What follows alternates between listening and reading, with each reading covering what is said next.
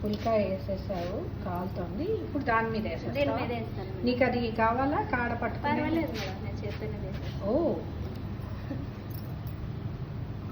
ఊ, బాగా వచ్చింది.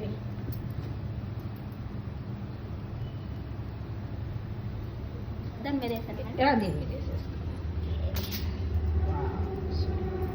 కానీ అప్పటిదప్పుడు తింటేనే బాగుంటుంది. ఇంకలా డైరెక్ట్ తినేయాలి మేడం.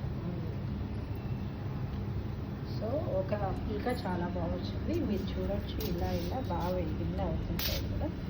సో ర్యాపర్లో పెడతాం కాబట్టి కొంచెం మెత్తగానే ఉంటుంది. దానికి 1/2 an hour వర్క్ ఉంది అందుకని అంత ఇమీడియట్గా.